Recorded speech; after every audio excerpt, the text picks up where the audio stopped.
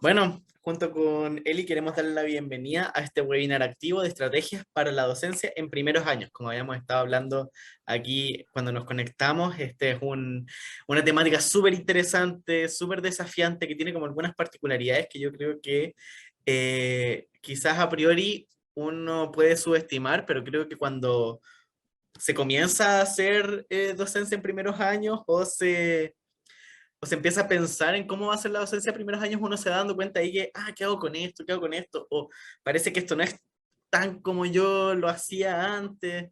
Entonces ese tipo de cosas van saliendo y nos parece súper importante que acá puedan compartirnos sus experiencias de docencia en primeros años para que también podamos poner algunas cositas en discusión.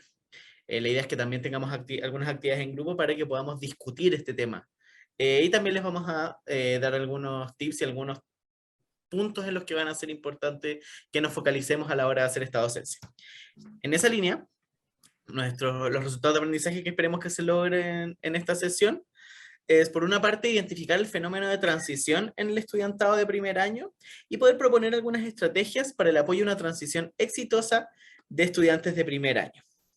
Y para comenzar, vamos a hacer una actividad en la que les vamos a pedir que miren este péndulo, que no se mueve, pero pueden seguirlo con sus ojos, para que empiecen a hacer una especie de regresión, que empiecen a pensar ustedes, quizás algunas retrocederán más tiempo que otros, pero que empiecen a pensar ustedes en cuando entraron a la universidad, en su primer año.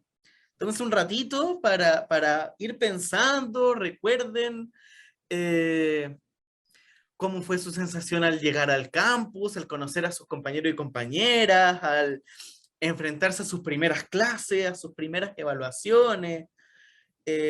Vamos a ver un minutito para que piensen en cómo fue esta experiencia. Que recuerden, pueden cerrar los ojos, les sirve poner alguna música de la época.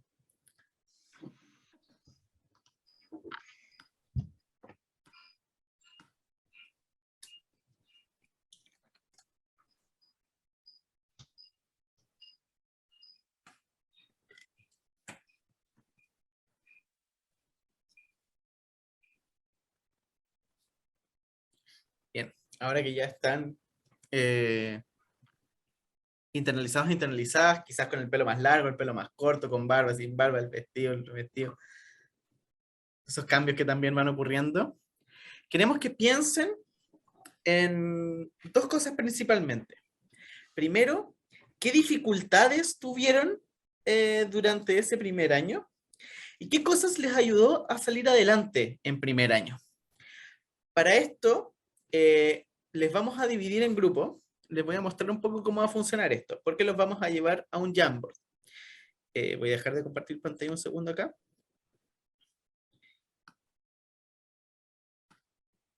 Eh, eh, eh, eh. Se me fue el Jamboard. Ah, acá está. Perfecto. Les vamos a separar en grupos. Y acá arriba a la izquierda van a ver los distintos grupos. Acá pueden ir navegando con las flechas. Grupo 1, grupo 2, grupo 3. Que va a ser el mismo a la sala de Zoom que los va a llevar. Cuando los llevemos a las salas de Zoom, les va a decir, usted está yendo a la sala de reuniones 2, significa que le tocó el grupo 2. Y primero vamos a trabajar en la mitad izquierda del Jamboard. Y las respuestas, si bien van a estar en grupos, es porque después van a trabajar en grupos, pero las respuestas son individuales. Entonces yo acá a la izquierda hago clic en este botón que me va a dejar hacer una nota adhesiva. Y acá yo puedo anotar, por ejemplo, una dificultad. Las clases eran difíciles de entender, por ejemplo. Pongo guardar y va a quedar aquí grabado. Y la idea es que puedan ir poniendo todas sus dificultades y acá abajo que les ayudó. Acá lo pueden ir moviendo, pueden ir usando colores. La idea es que después estas respuestas ustedes van a mirar el Jamboard de otro grupo y ahí sí van a trabajar colaborativamente para poder ir respondiendo otras preguntas con las que se va a evaluar esas primeras respuestas. Se va a preguntar qué apoyos podrían haber existido para las personas que pusieron sus dificultades y si las estrategias que les ayudó o no fueron buenas. ¿Alguna pregunta Creo que di hartas instrucciones. Perfecto, entonces a modo de resumen, fijarse en la sala de Zoom que les va a tocar, ir al Jamboard de su grupo y responder individualmente en esta mitad izquierda cuáles fueron sus dificultades y qué les ayudó. Entonces, denme un segundito para hacer los grupos, que esto sale rapidito. Eli, probablemente te vas a ir disparada a una sesión y puedes volver.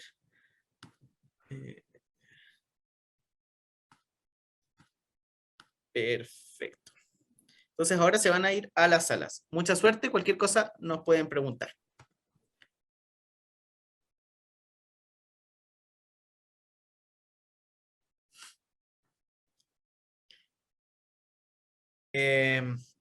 Pensando que tenemos diferentes estudiantes, estudiantes que sus abuelos, bisabuelos han sido profesionales y hasta podemos hacer la trazabilidad de que son todos de la católica de la misma carrera. Y tenemos otros estudiantes que son primera persona o sea, la primera generación en entrar a la educación superior. Y en ese sentido tienen en general menos relatos respecto a la universidad y puede ser aún más novedosa la experiencia. No es que para los otros no lo sea también, pero empezamos a tener esos casos en los que en verdad tienen muy pocos referentes y reciben de golpe un montón de información. Es muy interesante ahí pensar, como docentes, empezar a pensar cómo podemos contribuir a que la información de nuestros cursos, de nuestras carreras, sean lo más focalizadas y bien comunicadas posibles, pensando en que esa es la experiencia de un estudiante que llega a primer año que probablemente está muy sobreestimulado, estimulado. Muy buen comentario, Claudia. ¿Qué más? Yo creo que hay un cambio de la época en que yo estudiaba, ¿no? Hay como un progreso, entonces muchas de las respuestas ahora están. No sé si, no quiero dar un juicio, pero me parece que los estudiantes ahora son muy frágiles. Quizás nosotros lo éramos, pero ahora lo expresan. Y la pandemia ha aumentado este sentimiento de fragilidad y después la poca experiencia que tengo con los primeros años, me doy cuenta que hay como una desconfianza hacia la información. Y entonces hay que repetir la información y te escriben 2 veces para estar seguro si te llegó la cosa, si te llegó el email, te preguntan, no todos, pero algunos como que viven en ese mundo de no estoy seguro si me funcionó bien el clic, si toqué bien, si es la buena persona, si es la buena información y hay que repetirla. Excelente, Heriberto. Muy, muy buen análisis ahí. Creo que es súper interesante. Bueno, lo que dice, que siempre es bueno cuestionarse como cuánto es un cambio generacional respecto como de la sensibilidad y cuánto es de la capacidad de expresarlo y el espacio permitido para poder expresar esas cosas. Creo que es una pregunta súper abierta y sobre la que podemos discutir un montón. Lo que me quiero detener es también esta como inseguridad de si llegó bien o no llegó bien. Creo que ahí también algo que pasa mucho y que suele pasar mucho es un desconocimiento que puede ser sobreestimado o subestimado de las consecuencias que tienen las acciones.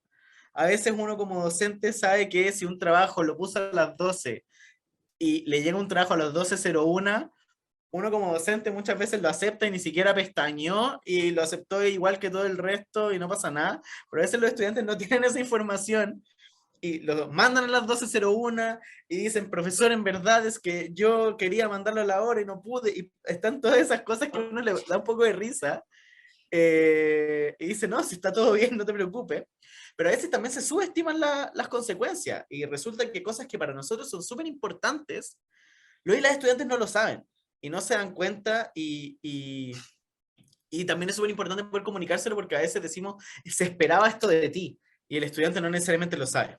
Jorge tiene levantada la mano.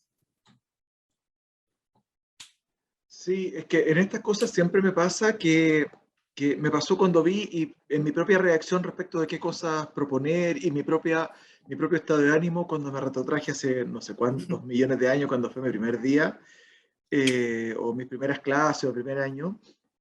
Y a raíz también de lo que dice Heriberto, eh, ¿cuánto es deseable el acogimiento versus el expulsarlo o dejarlo en un espacio donde tienen que aprender? Y ese equilibrio a mí, te juro, Juan Andrés, que siempre me jode siempre, porque está como, son estudiantes que vienen y se repitió en varias partes, ¿cierto? Y apareció ahí como esta idea de sentirse un poco desprotegido, o sea, me pasó a mí también un espacio abierto, y después, y claro, pero después digo, ¿y qué? Así como, ya, sí, es un espacio nuevo, un espacio distinto, no conocen a la gente, veo ahí como me sentí algo tonta, que también como que yo creo que empatizo en eso.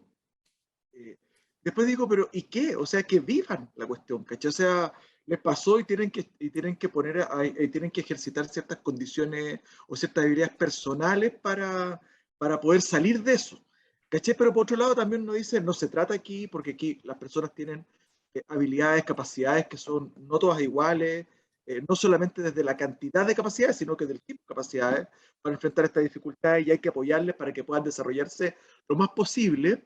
Entonces, comulgo con las dos cosas. Entonces, no sé dónde está el equilibrio. O sea, yo decía, bueno, les brindamos espacio para que ellos, por ejemplo, se nos había ocurrido, y de hecho a mí se me ocurrió esta cosa como de hacer trabajos grupales, y una compañera del grupo decía trabajos grupales que sean rotativos, con tal de que vayan conociendo a distintas personas. Después digo, ay, que lo hagan ellos, ¿cachai? Pero no sé dónde está no sé dónde está el equilibrio entre el brindar un espacio protegido, adecuado para que desarrollen sus potencialidades y no les apaguemos, versus un espacio en donde les estemos apagando también por protegerlos demasiado o protegerles demasiado en lo que tienen que hacer en la vida universitaria, que per se es una vía de tránsito desde un momento muy protegido que es el colegio a un momento muy desprotegido como es la vida laboral. Entonces, yo no sé, realmente no me quedo con ninguno de los extremos, por supuesto, pero en ese matiz intermedio no sé mucho cómo moverme. Sí, me parece que es una pregunta súper interesante y que de todas maneras sigue abierta. Yo creo que es algo que es parte del desafío de la docencia. Yo creo que son desafíos que nunca se van a resolver porque siempre vamos a estar yendo y viniendo. Sí, creo que hay pistas que se pueden ir tomando, pero me imagino también que es la experiencia de la mayoría, si no de todas las personas que están acá. Daniel, no sé si quieres comentar sobre lo que acaba de decir Jorge.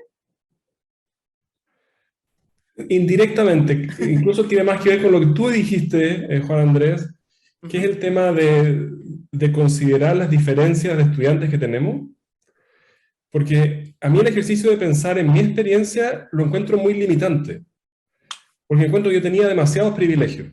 Yo venía de Santiago, venía de Ñuñoa, venía de padres universitarios, mis padres no son académicos, pero había muchos académicos en mi entorno. Entonces a mí la transición a la universidad no me costó mucho, pero encuentro que el desafío para mí como profe es no enseñarle a gente como yo. Y entonces ahí es donde me gustaría que ustedes nos muestren un poco, porque yo siento que yo no conozco esa experiencia de gente por primera generación en la universidad, ni tampoco la experiencia de venir de regiones. Entonces, me quedo dando mucha vuelta en el webinar que tuvimos a comienzos de enero sobre este mismo tema, que el profe Gallardo hablaba de no solo hacer trabajo en grupo, sino hacer el trabajo en grupo de manera cuidada para no exacerbar esas diferencias sociales, por ejemplo. Entonces, eso es lo que me urge, cómo llegar a un estudiante que no es como uno y acogerlo bien. Excelente. Marcela, ¿quieres comentar sobre esto? Agregar en realidad, agregar al set digamos, de consultas o de guías, a lo que mencionaba Daniel y Jaime, creo. Creo que otra de las dificultades que nosotros enfrentamos es esta cosa de cómo promover, en alguna parte leí el autocuidado, pero también la autorregulación. Creo que eso cuesta mucho, ¿no es cierto? Los alumnos vienen de los colegios y si no vienen de este entorno muy rico, ¿no es cierto?, que les das disciplina, el tema de la autorregulación que tiene que ver con su organización, con la organización de los tiempos, para cada una de las materias que les toca, ¿no es cierto?, enfrentar eso, creo que es un tema muy importante y que para los profes, yo creo que para todos nosotros es un desafío enorme porque cómo estimular o cómo promover la autorregulación en los chicos si no traen una base muy autorregulada, si no crecieron como un entorno con mayor disciplina, entonces vienen y consiguieron ingresar, pero sin autorregulación. Y ahora resulta que de un momento a otro, de un segundo a otro, tienen que autorregularse para que les vaya bien, si no, crece la ansiedad, el tema de los tiempos. Entonces eso creo que es algo que sería muy bueno conversar, ¿no es cierto?, cómo promover la autorregulación sin que se nos estresen los chicos, porque se nos estresan inmediatamente. ciertos comentarios. Muchas gracias, Marcela, Daniel, Jorge, por las preguntas. Bueno, también Heriberto y Claudio, que hablaron antes. Creo que empiezan a salir muy claramente los desafíos que tenemos que abordar. Eh, algunas pistas, bueno, vamos a pasar también a una parte de presentación donde vamos a dar algunas cosas más claras, pero simplemente para aportar la reflexión. Uno, el tema grande que dice Jorge, que creo que es clave, que es el ¿cuánto hago como docente? Creo que esa es una pregunta que al menos yo creo que desde el CEDOC no les podemos dar una respuesta cerrada. Y mucho menos queremos moralizar respecto de cuánto uno puede dar como docente. Creo que sí, lo que promovemos es una relación que se tenga con el estudiante, que lo dijo también el profesor Gonzalo Gallardo de la Escuela de Psicología en el conversatorio que tuvimos a principio de enero, respecto a este tema, el mismo que refiere Daniel. Una relación en la que sabemos que él o la responsable último de su aprendizaje es el estudiante. Pero yo como docente debo velar para que ese o ese estudiante tenga todas las oportunidades de poder hacerse responsable de su aprendizaje. Y en ese sentido hay cosas que sí van a pasar. Los estudiantes se van a estresar. Esto es algo que yo creo que no vamos a poder evitar. Yo me estreso por cosas mucho menores todos los días. Y en ese sentido, las preguntas es, ¿qué espacios tenemos para que puedan gestionar ese estrés? ¿Cómo podemos facilitarles el que una cosa es que se estresen, otra cosa es que se estresen gratuitamente, entre comillas? Y algo que tiene que ver más con salud mental, que esto puede ser un poco más delicado y complejo, cómo detectar cuando el estrés ya realmente es excesivo y esa persona puede requerir un apoyo particular al que requiera derivación. Y ese es otro punto importante que quiero entregar. Ustedes, asumiendo, en el fondo yo sé que acá hay personas que tienen otro tipo de cargos, pero asumiendo la idea de un docente de un curso, también entender cuál es su campo de acción y cuáles son las redes que son importantes que conozcan y a las que pueden derivar. El trabajo en redes es súper importante. Esta universidad está llena de servicios que muchas veces no conocemos o no conocemos a cabalidad. No es la idea que conozcan el detalle por detalle, pero su existencia les puede ayudar a ustedes a manejar ciertos casos de los que no se tienen que hacer full responsables, pero sí poder detectar eso y brindar el apoyo. Y en ese sentido, creo que la pregunta que es súper relevante es, ¿dónde queremos desafiar a nuestros estudiantes? Y eso es súper importante, porque cuando tengo identificado dónde quiero desafiar a mis estudiantes, tengo claro también dónde no los quiero desafiar. Y donde no los quiero desafiar, podemos hacerles la vida fácil. No quiero que pasen años buscando cosas, entonces les doy el sitio web donde lo pueden encontrar.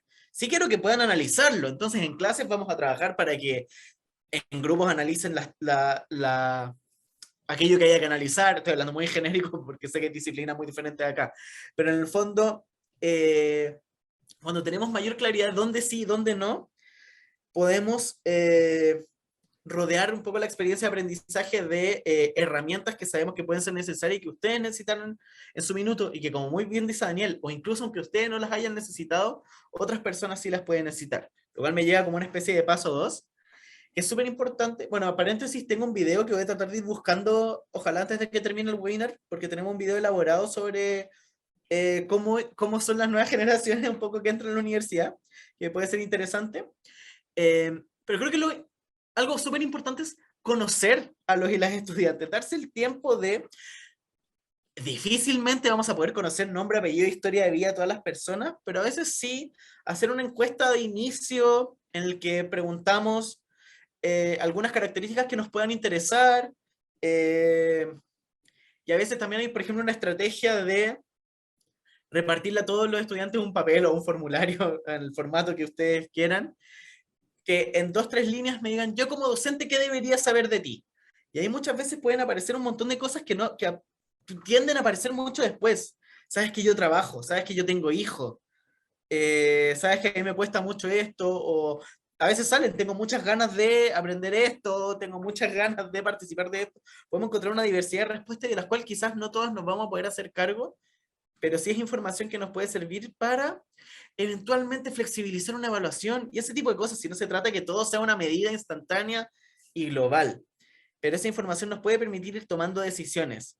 Y un poco la importancia de poder entender, antes de porque es fácil cuando uno es docente como decir como, es que los cabros son así o son asá, y de repente decir, algunos sí, otros no, a veces es por esto, y a veces efectivamente hay chicos que uno dice como, pucha, acá no le brindé las oportunidades, está como en funcionamiento la red de apoyo y aún así no se está logrando lo que queremos lograr, y no está mal.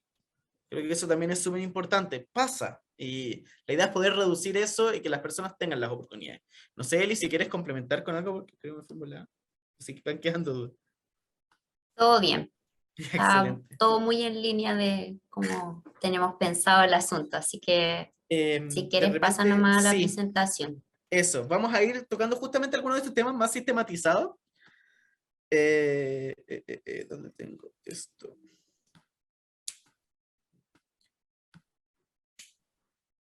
Acá está. Perfecto. Bueno, acá la actividad, este era el plenario que acabamos de tener. Alguna síntesis de algunas cosas que ya han ido saliendo, así que seré un poco rápido. Creo que lo primero que es muy importante es que la docencia en primeros años no es esencialmente distinta a la docencia de otros años. En el fondo no es como que hacer clases en primer año y los cuarto, quinto años sea así, nada que ver y son dos realidades completamente distintas, a pesar de que a veces se puede sentir así, sino que simplemente hay que tener mayor consideración y persistencia, que eso es súper importante, en algunos aspectos. ¿Cuáles son estos aspectos? Primero, tener súper claro que esto ya ha salido harto, que el primer año es una transición, que los y las estudiantes ingresen a un mundo que puede ser, en mayor o menor medida, como habíamos visto, que es desconocido, que es nuevo. Me encanta, me encantó que salieron algunos detalles como la nomenclatura UC, como algo que era un desafío. Esto que a veces se nos puede perder como profes, que cuando hablamos del DAE, del CARA, de muchas cosas, o de tu director de docencia, director de asuntos estudiantiles, muchas veces los y las estudiantes no tienen ni idea a qué nos referimos y a veces les da miedo preguntar. En ese sentido, como tratar de tener en mente, porque no es que llegue a ser una gran intervención, sino que cuando hablamos de algo, poder explicar, poder abrir como se entiende. La gente, ustedes saben a lo que me refiero con cuando digo bla, ese tipo de cosas es súper importante. Francisco. Solamente para complementar ese punto, porque efectivamente nosotros lo discutimos en el grupo, y como solución pensamos una estrategia en realidad, esta idea de tener semanas de inducción, o ya sea a nivel facultad, bueno, por supuesto que existe una a nivel universitario, ¿cierto? La DAE en general siempre hace esta semana novata, pero nosotros como facultades también podemos tener eso, incluso como curso podemos hacer ciertos espacios donde les enseñamos un poquito la nomenclatura, solo para contar la experiencia, pero en filosofía tenemos eso. Básicamente tenemos dos canales. Tenemos una reunión inicial, una charla con el DAE, con Asuntos Estudiantiles, más el coordinador, y le explicamos toda esta nomenclatura a los chiquillos, a las chiquillas. Y además tenemos una página del Canvas, como una sección de Canvas donde está todo esto explicado. Entonces, ese tipo de cosas, claro, te ayudan a bajar un poquito la ansiedad. No la resuelven, porque igual te siguen preguntando después qué significa tal cosa, pero por lo menos te da como esta primera inducción, valga la redundancia. Sí, ese es un punto súper importante, la inducción. Me gusta la idea también de la inducción curso y también me gusta la idea de que haya cierto material en Canvas al que pueden ir accediendo. Porque, un poco como Claudia muy bien dijo, sí,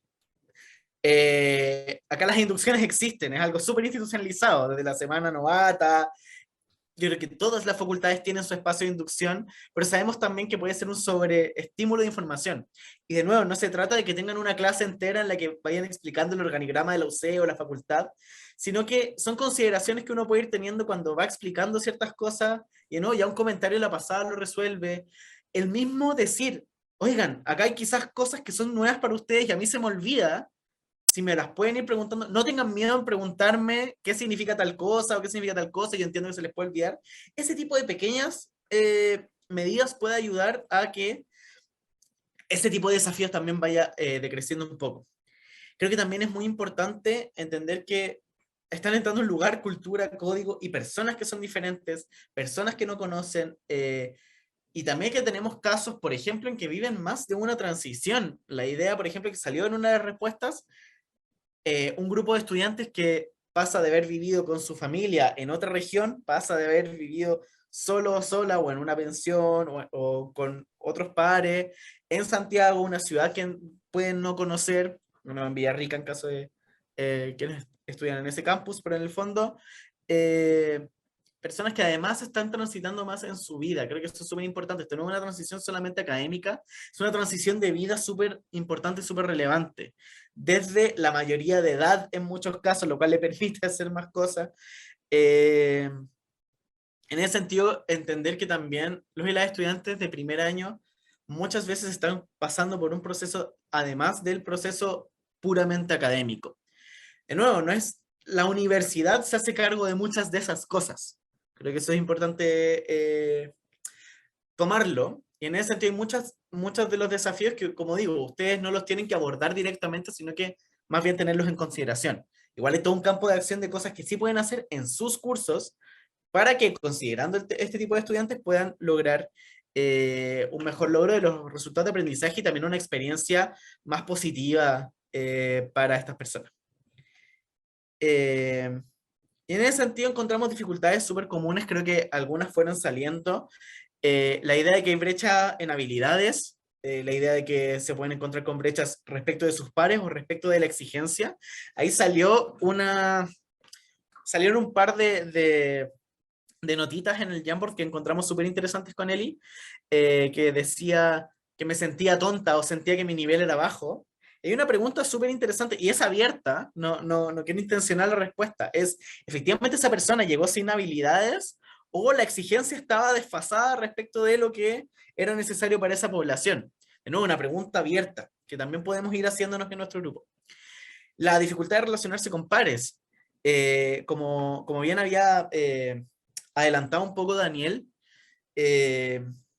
existen distintos grupos de estudiantes. Siempre va a ser un desafío relacionarse con pares en la universidad. Hay un fenómeno que se genera también, que entrar a la universidad es como una nueva oportunidad de formar lazos sociales, de cómo me voy a presentar. Tiene toda una dinámica social que se genera, y es muy importante ahí la elección de mis primeros amigos, mis primeros pares de estudio. Y hay personas que acá, y sobre todo considerando la población UC, entran con muchas personas de su mismo colegio, de su mismo curso, y tienen independiente que no les pueden caer mal, ¿no? Las relaciones y la historia de relaciones que puedan existir, sí entran con gente conocida y les sale fácil empezar a organizarse. Fenómenos muy típicos, estudiamos en tal lado, vámonos juntos a la universidad, pero no todo el mundo entra así. Y en ese sentido, ayuda mucho justamente a través de lo académico, sin necesariamente hacer actividades especiales, ayuda mucho el poder intencionar algunos trabajos grupales y el preocuparse de entender que no todas las personas van a tener la red de amigos y no todas las personas van a poder llegar y hacer amigos junto con otras personas como para que tengan esas mismas facilidades para poder estudiar, para poder realizar sus labores académicas acompañado cuando se espera que las hagan acompañado. El conocimiento de servicios. Los estudiantes de primer año, por más que reciben inducción, no necesariamente tienen claro de qué tipo de ayudas existen en la universidad y a dónde acudir. Los nuevos desafíos fuera de lo académico, como decía, poder irse a vivir solo en otra ciudad y una serie de cosas que les están ocurriendo en su vida. Y también la idea de tener estrategias insuficientes, un poco lo que hablaba Marcela. Las estrategias que yo utilizaba en mi época escolar no están siendo suficientes en la época universitaria. También es un desafío muy clásico que viven las personas de primer año y quienes les hacen docencia, porque nos encontramos justamente con este choque. ¿Qué es lo que esperamos de ellos y cómo los podemos ayudar a que lo logren? En ese sentido, como decía, esto es solamente una pequeña muestra de algunas ayudas que son súper importantes que ustedes conozcan de nuevo. Con conocer un poco que existe, y como a grandes rasgos que hacen ya puede ser importante para que ustedes les digan, oye, pero investiga aquí. Las bibliotecas creo que es súper importante porque no solo la biblioteca opera como una central, digamos, donde está el material bibliográfico al que vamos a querer que consulten, sino que también tienen muchas iniciativas que les ayudan con sus búsquedas bibliográficas, con la correcta citación, con el correcto referenciado, esas cosas, muchas habilidades que son particularmente desafiantes en primeros años, en donde no tienen un sistema de referencias homogéneo, en donde a veces ni siquiera les ha tocado hacerlo, y bibliotecas puede ser un gran apoyo allá, sobre todo para profesores que sienten que que no pueden enseñar todo el sistema de citación en su curso, puede ser un gran recurso, y a veces hasta ofrecen charlas en los cursos o en las facultades. El tema del CARA, sobre todo para personas que les cuesta tener estrategias de estudio, y el Centro de Apoyo al Rendimiento Académico, para quien quizás no conozca el CARA. Estrategias de estudio muchas veces también pueden ayudar en temas vocacionales. A veces nos podemos encontrar con estudiantes de primeros años que están todavía en duda respecto de lo que quieren estudiar, respecto de lo que quieren hacer, y sería bueno también poder saber que existe esta unidad de la universidad que les puede ayudar también con eso, no solo con las estrategias y la organización y ese tipo de cosas. Bueno, salud estudiantil, clave para temas tanto de salud física como salud mental. PIANE, para estudiantes que tienen necesidades educativas especiales, que eso también puede ser un gran desafío. No solo tenemos estudiantes de primer año, sino que también quizás que tiene dificultades en la audición, o que quizás es no vidente, el cómo poder elaborar estrategias o material respecto de estudiantes que tengan esta necesidad. Acudir al PIANE es una buena opción, sobre todo, y esto es súper importante, porque no todas las personas que tienen necesidades educativas especiales acuden al PIANE. A veces pasa que tenemos estudiantes que acudieron al programa, entonces desde el programa llega un correo que dice, mira, está este estudiante y se le puede apoyar de tal y tal manera, pero sobre todo en primeros años pasa que por a veces motivos ese estudiante no está acudiendo al programa. Entonces, apoyarse con el programa puede ser súper relevante para tener estrategias que a veces nos sirven para diversificar nuestras estrategias y apoyar a todos y todas nuestros estudiantes.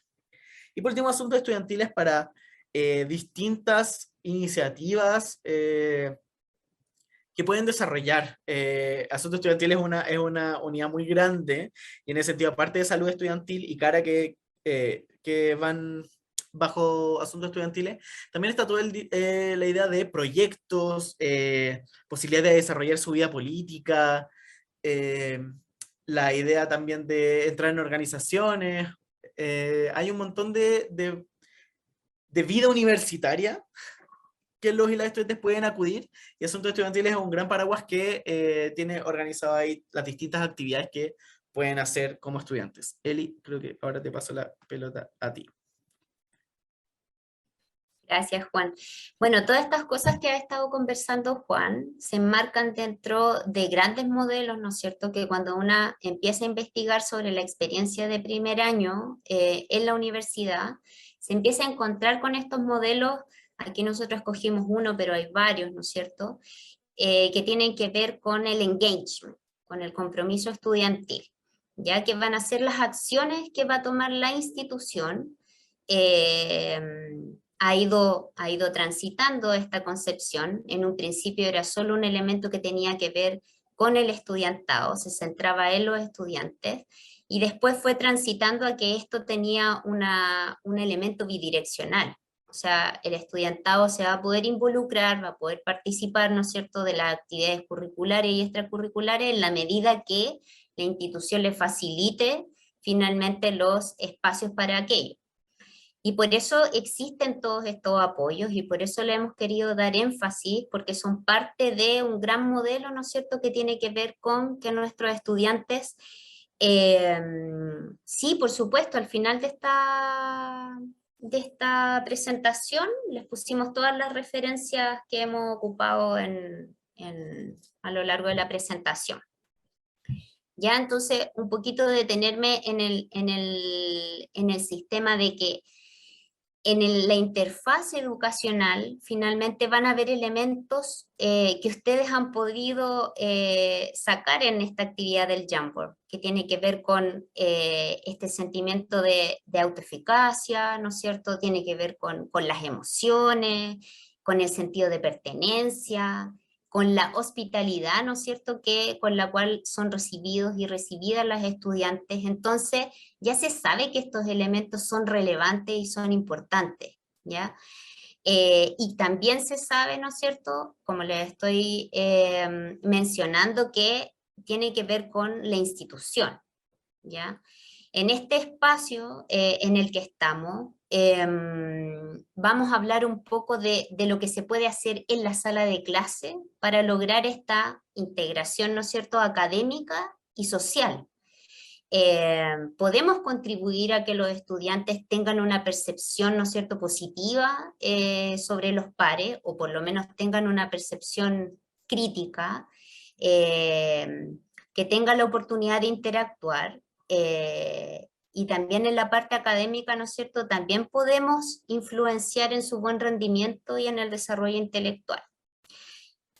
La siguiente, por favor, Juan.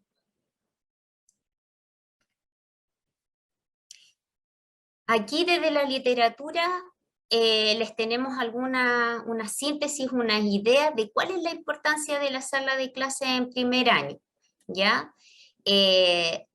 No solo algo, ¿no es cierto?, que puede ser como más bien intuitivo y que a lo mejor podamos pensar que tiene que ver con, no sé, con la vocación de él o la docente, ¿no es cierto?, sino que son cosas que finalmente desde la pedagogía, desde el rol docente, se pueden fácilmente desarrollar, o sea, no fácilmente, pero son desarrollables al fin y al cabo.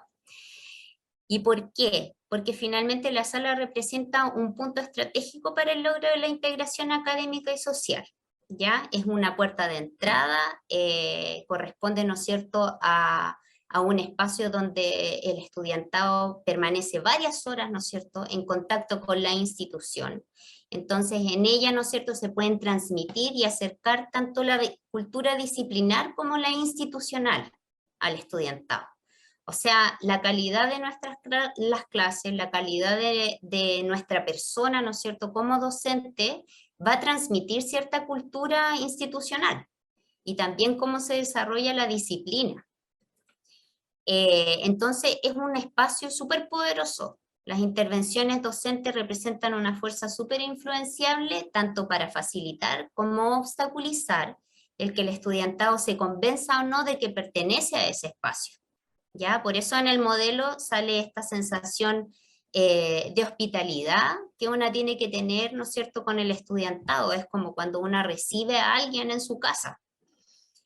El ajuste, ¿no es cierto?, y por lo tanto el ajuste, esto que decimos con Juan, de ser consistentes, ¿no es cierto?, o sea, de considerar esta estrategia, ser consistentes en ella y ser persistentes en ella, porque el estudiantado muchas veces va a ser resistentes a ella, pero nosotros no tenemos que bajar los brazos ante eso y tenemos que persistir en ello, porque finalmente él o la docente, en esta relación de poder finalmente, tiene el poder porque el docente sabe lo que es mejor para sus estudiantes. O sea, supuestamente, ¿no? Si tenemos una base, ¿no es cierto?, pedagógica, si nos dedicamos, ¿no es cierto?, a estudiar, esa confianza, ¿no es cierto?, que debiera estar, va a estar plenamente justificada. Entonces, el ajuste de las metodologías de enseñanza y aprendizaje al nuevo estudiantado se vinculan con el rendimiento y con la permanencia en la universidad.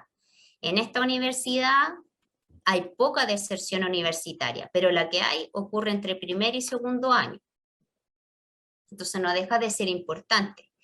La siguiente, por favor, Juan. Y en ese sentido, aquí empiezan a vislumbrarse algunas cosas, ¿no es cierto? El uso de metodologías activas va a contribuir a la integración académica, claramente, están ahí para eso, ¿no? Pero también van a influir en la percepción de competencia académica, o sea, en esta sensación, en esta percepción de autoeficacia que tenga el estudiantado. Si nosotros logramos, ¿no es cierto?, que nuestros estudiantes aprendan y sientan que aprenden, ¿ya? Porque no siempre se dan de manera conjunta, no siempre se dan de la mano. Eso va a permitir que el estudiante pueda hacer un ahorro energético. O sea, ok, ya me está yendo bien en mis clases, ¿no es cierto? Estoy logrando, ¿no es cierto?, aprendizaje. Entonces puedo dedicarle más tranquilamente a establecer redes sociales, a ser un miembro activo de la comunidad, es decir, desde la sala de clase, ¿no es cierto?, si intentamos lograr aprendizaje, vamos a estar contribuyendo indirectamente finalmente vamos a estar contribuyendo a la integración social. ¿Ya? La siguiente, por favor, Juan. Entonces, las estrategias, ¿no es cierto?, que nosotros estamos planteando acá, como decíamos, no son estrategias, o sea, no es una docencia especialmente distinta, ya en el sentido de que en cualquier docencia, ¿no es cierto?, tenemos que tener ciertos elementos del proceso de enseñanza-aprendizaje presentes.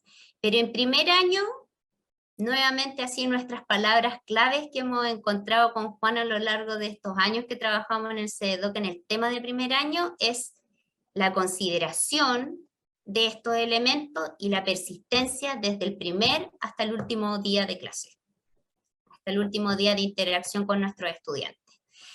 Y en ese sentido tiene que ver con algunos elementos que para nosotros nos parecen clave, ¿ya? La transparencia, ¿ya? Ser transparente, ¿no es cierto?, en el funcionamiento del curso. Encriptar finalmente el mensaje, la cultura, la disciplina, ¿no es cierto?, en la cual, ¿no es cierto?, nuestro curso se está contextualizando, ¿ya? Y eso tiene que ver mucho, Daniel, con lo que tú mencionas, o sea, cómo puedo llegar a estos estudiantes que están en condiciones más desaventajadas. Bueno, este es un primer principio. Si yo soy transparente con todos, y asumo que todos y todas no tienen claridad respecto a lo que yo estoy hablando, respecto a la instrucción o respecto a las normas del curso, entonces estoy contribuyendo a que todas las personas lo puedan aprender. Siempre vamos a tener personas como más vivarachas, ¿no es cierto?, como más rápidas, pero esa rapidez, esa viveza, ¿no es cierto?, muchas veces tiene que ver con el background. ¿Ya? Mis padres ya me hablaron de esto, han sido conversaciones de mesa, entonces yo tengo que pensar, ¿no es cierto?, en que van a haber estudiantes que no necesariamente lo van a tener y ese va a ser mi principio de base, ¿ya? ¿Puedo meter la cuchara también, Eli? Perdón que te Sí, interrumpa. obvio. Sí, también respecto de la palabra de Marcela, cuando lee la autorregulación. La autorregulación es como cualquier otra habilidad. Y cualquier habilidad, cuando la tratamos de educar, pero ponemos al tiro el nivel más difícil, en vez de educarla, en general se genera ansiedad y tampoco se logra la habilidad. En ese sentido, si está todo escondido en mi curso, si no está clara la información, es difícil, como las personas que ya vienen con más autorregulación, entre comillas, van a poder buscar esa información y van a poder como salir adelante. Pero si queremos enseñar en la autorregulación, sirve mucho el tener la información a mano, las cosas transparentes, el tener calendarios publicados, ese tipo de medidas permiten que para los y las estudiantes sea más fácil autorregularse y no necesitan justamente tener un hábito demasiado desarrollado de autorregulación, sino que puede ser menos desafiante. Igual quizás haya que apoyar, pero en el fondo esas son un poco las medidas que se utilizan para trabajar la autorregulación. Bueno, y en ese sentido, bueno, que no quiero seguir profundizando porque la idea es que en la siguiente actividad podamos ir haciendo la bajada más concreta de esto, ¿ya? El otro elemento, ¿no es cierto?, es el aprendizaje activo.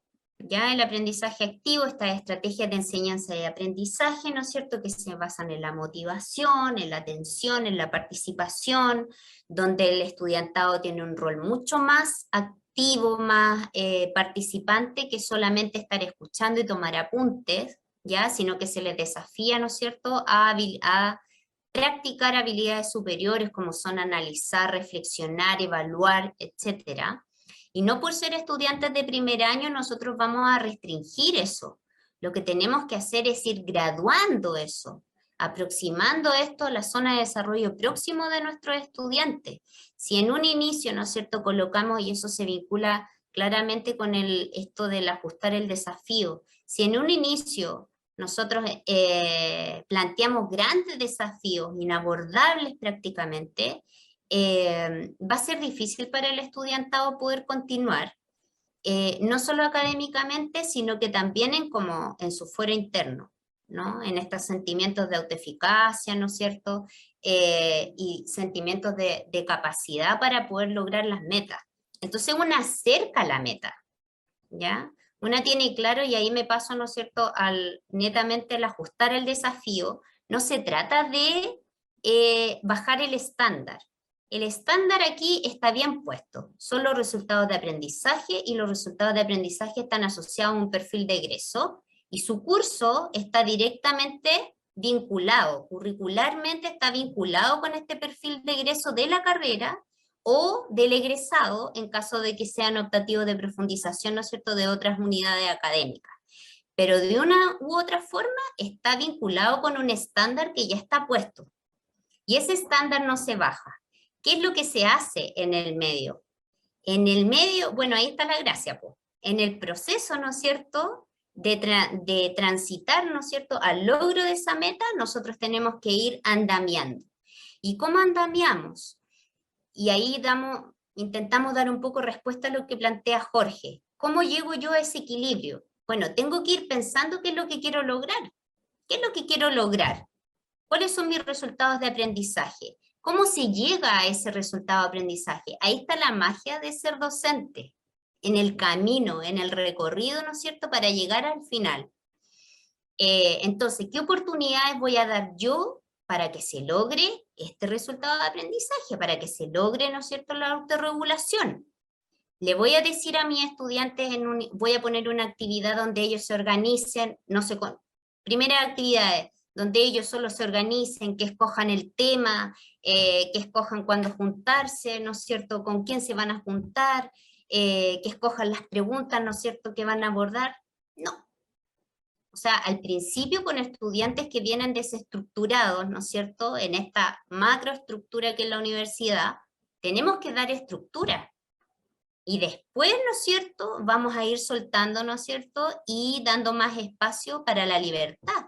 Pero primero tenemos que dar una estructura, un apoyo, una acogida pedagógica, ¿no es cierto?, a nuestro estudiantado.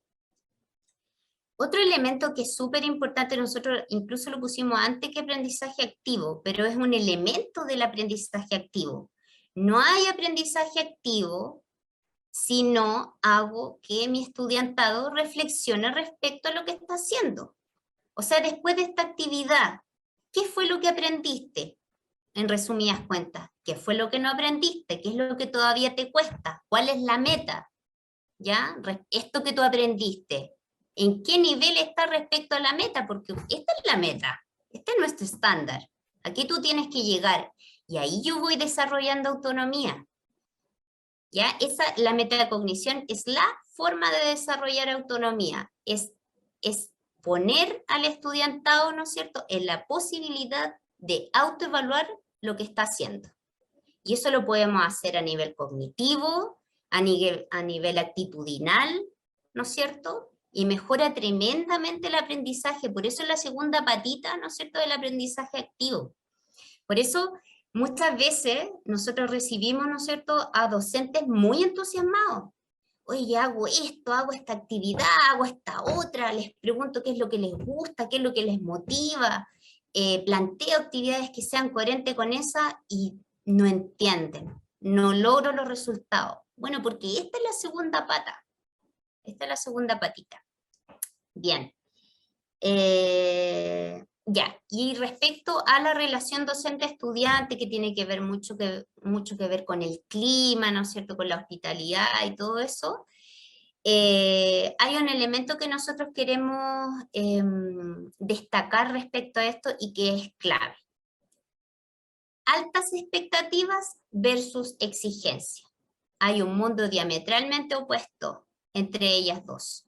Para generar una buena relación entre docente y estudiante, yo tengo que transmitir altas expectativas desde un inicio. Es mucho mejor estrategia que tener una actitud, ¿no es cierto?, exigente y penalizante con el estudiantado.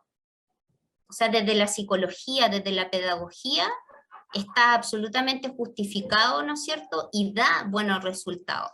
Desde un inicio, si yo les digo a mis estudiantes, ustedes son capaces, yo sé que ustedes son capaces, están las habilidades ahí, ahora están aprendiendo, ¿no es cierto?, y probablemente no van a llegar, ¿no es cierto?, a esta que es la meta, pero vamos a ir juntos en este camino.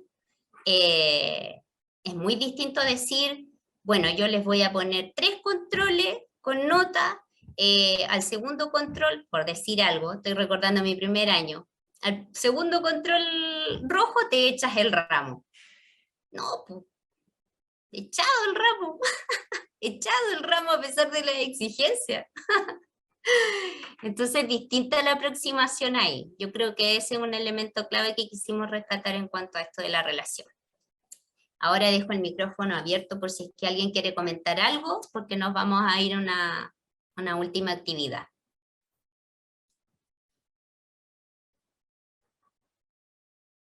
¿No? Parece que no. Ya vamos, Juan. Perfecto. Ah, tenemos este ejemplo también. Sí. No, pero eso dejémoslo en la Sí. presentación. Y si les podemos Sí. también mandar por correo el enlace. Sí, es un ejemplo, es un paper de una clase de primer año masiva de física, así como con todos los en contra, y tiene muy bonitos resultados en cuanto a la asistencia, el rendimiento y el compromiso. Ya hace ahí un paralelo entre una clase tradicional y una clase que tiene todos los elementos que hemos conversado un poco. Heriberto levanta la mano. Sí. Y quería preguntarte cómo ves esto, que también los estudiantes tienen altas expectativas de los profesores o de los académicos.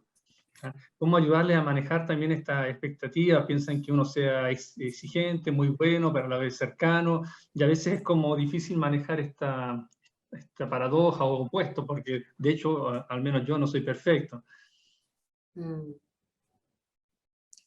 Yo creo que eso tiene que ver con el plantearse también desde esa postura, pues, Heriberto, ser transparente en esa postura. O sea, ese principio de transparencia tiene que ver con muchos elementos de nuestros cursos, pero también tiene que ver con nuestra filosofía, ¿ya? Si yo pienso que para mí el proceso educativo tiene que ver con que todos aprenden, estudiantado y también yo en el proceso, es importante que eso lo transparentemos, lo explicitemos, lo digamos, porque es muy distinta la aproximación a tener una actitud, ¿no es cierto?, de que yo soy la experta y ustedes son los que vienen, ¿no es cierto?, a llenarse con mi conocimiento. Y en ese sentido también creo que es súper importante el preguntar y presentarse, como si pueden incorporar en su curso un espacio en el que se haga esa pregunta de frente, ¿qué expectativas tienen de su docente? ¿Qué expectativas tienen de mí?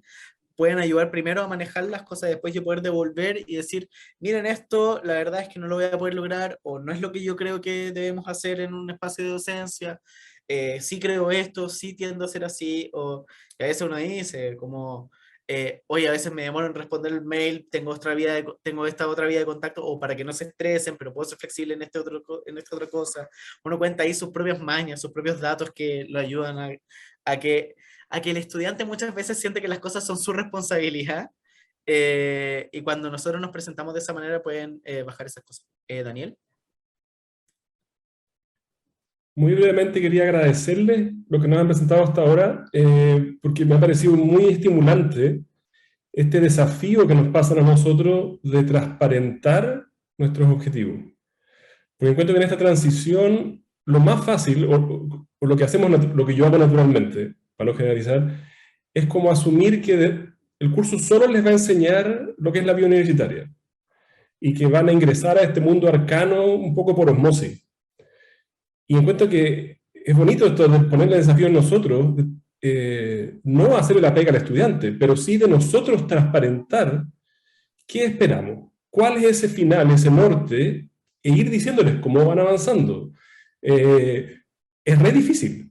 Y lo pienso, si tengo que verbalizar eso, qué significa haber ingresado a la universidad, qué significa haber aprendido sus códigos, pero es un desafío que encuentro que tenemos, que como profe, como que lo acojo, y me ayuda mucho para pensar este curso que tengo que dar. Muchas gracias.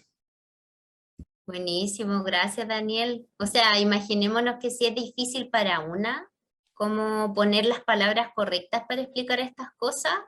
O sea, uno se imagina, bueno, lo vivió, ¿no? En la nube, ¿no es cierto?, de incertidumbre y de cosas que no encajan necesariamente en una idea más macro con la que viene el estudiantado. Entonces, realmente es una etapa en que se siente mucha inseguridad respecto a todo. Y entregarles esa seguridad, ¿no es cierto?, de para acá vamos y este va a ser el proceso, y más encima decirles, y yo creo en ustedes, o sea, lo van a lograr, es bastante, claro, estimulante. Y bueno, agradezco mucho tus palabras, Daniel, y en la misma línea de lo que dice Eli, tal como ustedes pueden hacer eso, creo que con Eli queremos comunicarles que también creemos en ustedes, que son capaces de abordar el desafío, y si no, no estaríamos acá. Pero también sabemos que no se trata de que cerramos el Zoom, les mandamos la grabación y listo, no nos vimos más. Hasta el final también vamos a hablar de las otras vías que tienen para poder solicitar ayuda con nosotros si es que todavía tienen preguntas, todavía tienen temas, y creo que es súper importante, o los recursos que pueden visitar de nosotros para que recuerden que ustedes también tienen este apoyo, y es nuestra misión también poder ayudarles a abordar este desafío que sí sabemos que tiene su dificultad de la mejor manera posible. Eso. Ya, bueno, ahora que queremos que los grupos, pensando, ¿no es cierto?, en estas estrategias, ¿no es cierto?, que nos permiten abordar el primer año, propongamos ejemplos concretos ahora en nuestros cursos. ¿Ya? ¿Qué voy a hacer con mi transparencia? O sea, ¿en qué se va a ver reflejado en mi curso? El aprendizaje activo, ¿cómo lo voy a incorporar? ¿Ya? La metacognición. El cuidado de la relación entre mis estudiantes y yo, y el ajuste del desafío, hasta donde alcancemos. Pero la idea es que podamos ir poniendo estas cosas ya más en concreto, pasando como a la acción, ¿no? Iniciando esta planificación que nos va a llevar a la acción. Perfecto. Entonces vamos a hacer nuevos grupos porque se fueron yendo algunas personas, entonces para que no queden de una persona, van a ser nuevos grupos, y ahí recordar, trabajar, discutir sobre estos 5 temas, y ahí vamos a volver y tener un espacio de conversación ya de cierre. Eso, se van a ir, creo que ahora, y de nuevo Eli vas a salir disparada. Ah, se invitó. Lo distinto parece. Ah, no.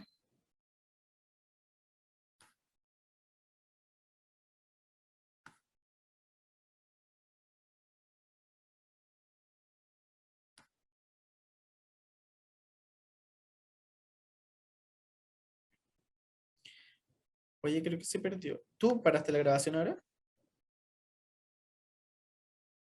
Estrategias ahí, tranquila, Paulina, se sabe que hay hartas cosas por estos días. ¿Qué estrategias se pudieron llevar? A lo mejor que escucharon de sus pares y que complementen un poco estos principios o estas temáticas, ¿no es cierto?, que nos parecen tan relevantes de persistir en primer año, la docencia de primer año. Quien quiera ahí puede abrir su micrófono y comentar.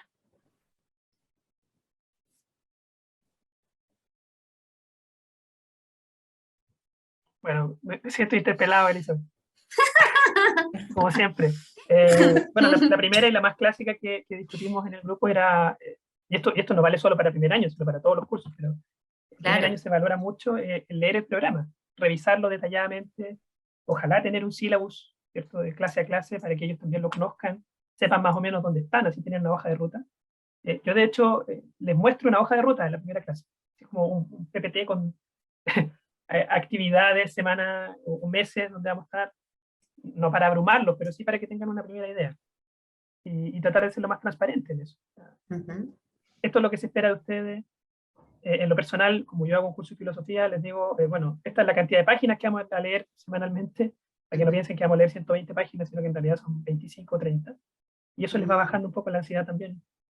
Pero más o menos creo que esa fue una primera cuestión que es clásica, pero que es necesaria de abordar. Ya, pero qué interesante ahí, porque tú también te haces cargo en esa transparencia de como los prejuicios que puedan venir en torno a tu temática, a la temática de tu curso, ¿no es cierto? A la filosofía en esos casos. En matemática, por ejemplo, también es bien sabido que muchas personas tienen experiencias traumáticas con matemática que vienen desde el colegio, entonces me imagino que los docentes de esas áreas también sería importante como ir bajando las ansiedades respecto a las dificultades, las complejidades, etcétera. ¿Alguien más conversó respecto a otra acción respecto a la transparencia? Sí, nosotros conversamos algo en el grupo, que yo planteé la idea del contrato de trabajo, contrato de trabajo no, contrato de curso, contrato el curso. El contrato de curso, y uno de los profes que estaba ahí dijo que costaba que los estudiantes como que se pronunciaran sobre esas cosas los primeros años, que funcionaba bien hacia el final. Entonces, como, claro, de repente generar acciones muy participativas, como dejar a los estudiantes solamente a su proactividad, es difícil que ellos interactúen. Entonces, más bien hablamos de generar una instancia en la que ellos vayan fijando sus expectativas, vayan planteando qué es lo que esperan del curso, qué es lo que esperan de nosotros, y que en función de eso uno indique transparentemente de cuál se puede hacer cargo y de cuál no se va a hacer cargo. Así de modo claro. Entonces, en lugar de fijarlo como una especie de contrato, sino que más bien fijarlo en las normas del curso, o en eso donde uno suele además explicar cuál va a ser la forma como se va a llevar adelante el curso, incorporar algunas cosas que surjan de las ideas, de lo que ahí aparecen, pero sabiendo que no es obligatorio hacerse cargo de todo, pues, sino que de aquellas cosas que hagan sentido. Yo creo que eso hablamos de la transparencia, porque las otras van en otra línea, así que pues ahí después. Sí, Buenísimo. creo que abordas también, Jorge, un tema muy interesante, que es como esta especie de timidez que se da sobre todo en primeros años. Para esas cosas ayudan en general, no es mágico, pero ayudan o el anonimato o la idea de respuestas grupales, porque así no se sienten tan expuestos o expuestas los y las estudiantes cuando tienen que opinar. Sí, eso puede ser una buena estrategia en los inicios. De Sí, todas tomando lo maneras. que dijo Juan, efectivamente también comentamos en el grupo que se nos da la oportunidad ahora de retorno a la presencialidad de aplicar como una herramienta complementaria todo lo que aprendimos en pandemia, ya, o sea, todo esto de las herramientas tecnológicas, etcétera, que puede ser una oportunidad para incluir, ser inclusivos con las personas que, por ejemplo, son más tímidas, se sienten un poco discriminados por su forma de hablar, etcétera, pero si lo hacemos participar con este otro tipo de herramientas, de forma presencial, pero un poco más anónima, se puede generar un ambiente bastante más rico, o sea, y ellos se pueden ir soltando también mucho más. En mi experiencia pasa un fenómeno súper interesante, que es como, ¿sabe qué, profe? Yo puse esta respuesta, y como que se declaran una vez cuando uno ya hizo Claro. el comentario, ahí se la apropian, y como esos miedos iniciales se van perdiendo y se va generando también un clima de curso en el que se entiende que no me buscan evaluar en todo lo que, o sea, sí en las evaluaciones, digamos, pero no en todo lo que hago y cada paso que doy, sino que la idea es justamente debatir, conversar, reflexionar, y ahí el objetivo que cada uno de ustedes tenga en la sala. Y otro elemento que está asociado a esto de la transparencia y que es muy importante también, y yo me imagino que ustedes ya deben estar peritos ya haciendo esto, que tiene que ver con comunicar los criterios de evaluación, ¿no es cierto? Pero muchas veces los criterios de evaluación también están medios encriptados, ¿ya? Incluso los resultados de aprendizaje que uno quiere lograr. ¿Ya? Una misma, ¿no es cierto?, cuando tiene que formularlo o reformularlo, se da cuenta que no es tan fácil identificar la habilidad, ¿no es cierto?, que realmente se está demandando. Entonces, en ese sentido también elementos que pueden ser, que pueden estar como encriptados, como les digo, también es importante transparentarlo, parafrasearlos, ¿no es cierto?, de manera que sea mucho más cercano al estudiantado y vayan ahí asociándose con esas cosas, con ese lenguaje, ¿no es cierto?, etcétera. Otra cosa que es... bueno, aquí. Vamos al otro tema. ¿Qué otro tema puede ser?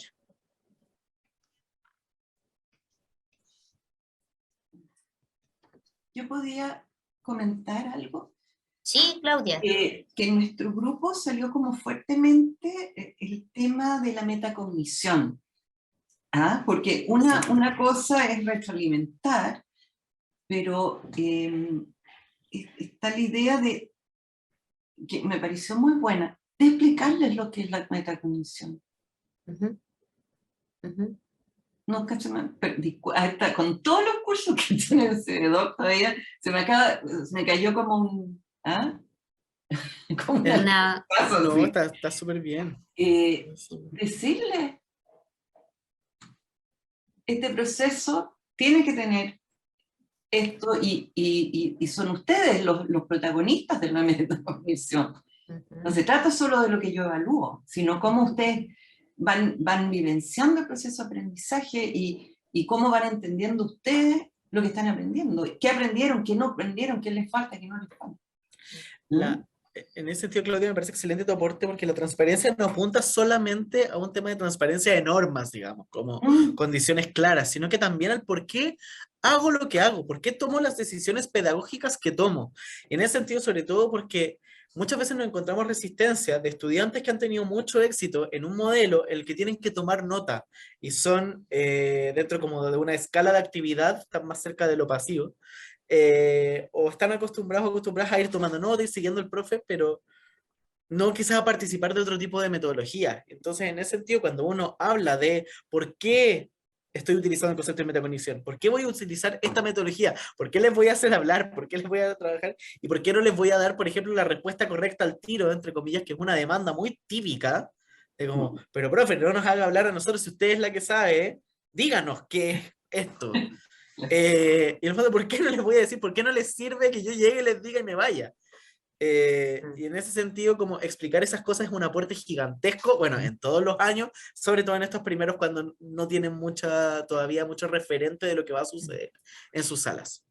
Hay profesores y profesoras que actualmente lo que están haciendo junto con esa conversación, Claudia, de definir las cosas y el por qué, es mostrar evidencia. Ya demostrarlo, claro. los papers, ¿no es cierto?, donde una puede justificar las acciones que está implementando y por qué es importante que ellos y ellas participen y no solamente estén escuchando, ¿no es cierto? Y eso también le da harto fundamento a nuestra filosofía, ¿no es cierto?, respecto al proceso educativo. ¿Y acciones concretas respecto a la metacognición? ¿Hay alguien que pueda dar algunas ideas? Nosotros vimos algo de eso. O bueno, yo lo vinculé a la metacognición en realidad, no sé.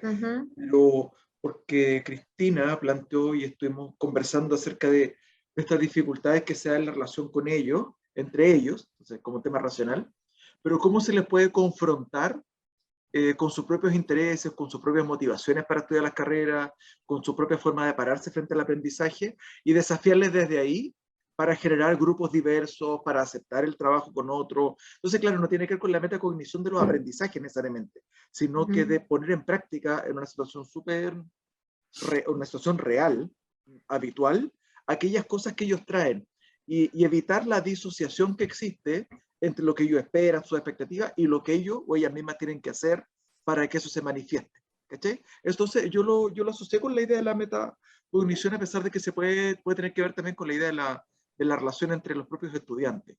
Pero cuando tú pones en juego las propias cosas que ellos traen y ponen en juego ahí y usarlas ahí, me parece que hay aspectos de metacognición, pero no sé si estoy errado o no. O sea, en la medida en que realmente, claro, hay conciencia de lo que se pone en juego. O sea, finalmente la metacognición está muy asociada al pensamiento crítico, ¿no es cierto?, a la autoconciencia respecto a lo que se sabe, lo que no sabe, lo que se necesita mejorar, etc. Entonces, es una postura de saber un poco cuáles son mis limitaciones, cuáles son mis fortalezas. En lo concreto, la metacognición, la verdad es que es una experiencia súper bonita y no es tan difícil de incorporar en las cosas que ya tenemos planificadas. Basta con que a nuestras actividades que ya tenemos programadas le sumemos un par de preguntas, ¿no es cierto?, que vayan en la línea de justamente preguntar, bueno, cuáles son los aprendizajes, ¿no es cierto?, cómo están estos aprendizajes respecto a la meta, qué es lo que todavía, ¿no es cierto?, falta a lo mejor para alcanzar esa meta, pero siempre ahí como entregando ciertos referentes también, ¿no es cierto? Perdón, simplemente como recordar un poco el concepto de metacognición. Hablamos del proceso de pensar sobre el proceso de pensar, en el fondo de ponerle atención a cómo he pensado. Y en ese sentido, Jorge, ese ejercicio que dices tú es súper valioso, y ya a veces el hacerle la pregunta, como el incluso decirles, se dieron cuenta que ustedes podían traer cosas a la mesa, se dieron cuenta que sus experiencias son valiosas, ya eso les pone el foco en lo que ocurrió, más allá de, porque a veces estamos tan pegados en los temas que se discuten, en el fenómeno social en particular que se está trabajando, que olvidamos de que, y claro, me gustó como le dijiste, como una disociación de la experiencia, como lo que tengo que hacer y lo que hablo, y en el fondo es como, no sé, voy a hacer una analogía muy ridícula, No sé si han visto la película Shrek, la 1. Hay una escena, para quienes no la han visto, que Shrek, este ogro, está con su compañero burro y tienen que cruzar un puente que hay mucha lava abajo.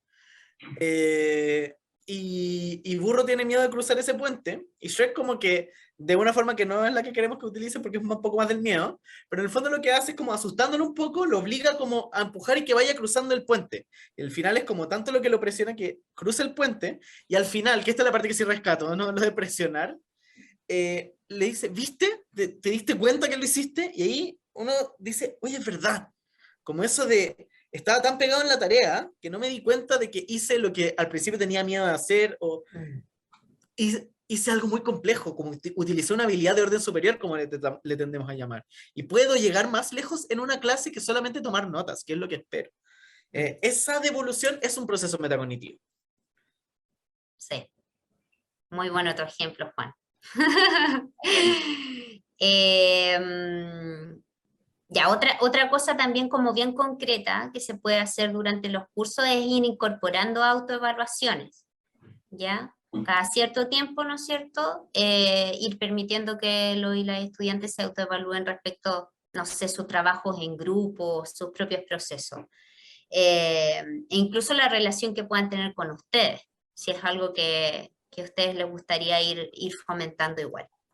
Y en la retroalimentación, como decía Claudia, lo mencionaba también, hay distintos tipos de niveles de retroalimentación. Está como una retroalimentación que es más dirigida, ¿no es cierto? Doy la respuesta, qué sé yo, y esa es probablemente la que se necesita en un inicio, pero sí hay una retroalimentación que es un poco más profunda, ¿no es cierto?, en donde se plantean preguntas, en vez de dar preguntas orientadoras, o sea, ok, utilizaste esta estrategia, o qué tipo de estrategia utilizaste para llegar a esta respuesta.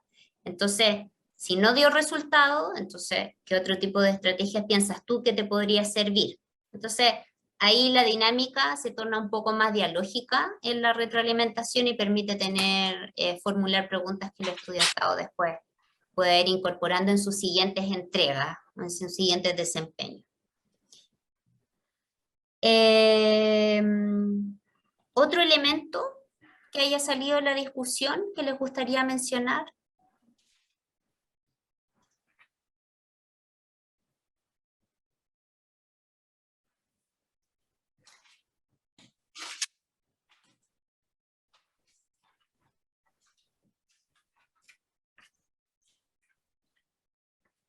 Quizás sobre la relación docente-estudiante también. Sí, nos queda esa. esa. Aprendizaje activo, docente-estudiante, ajuste del desafío.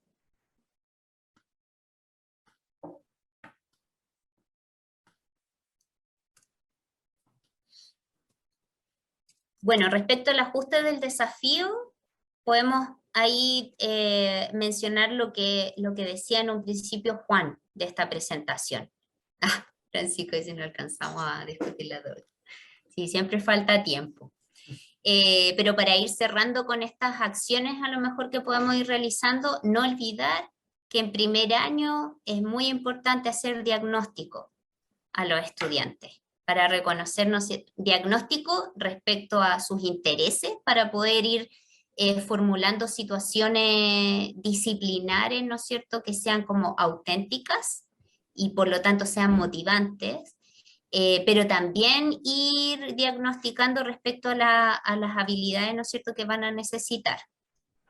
Y eso sirve mucho para esto que decías tú, Jorge, de ir en el equilibrio de cuánto exijo.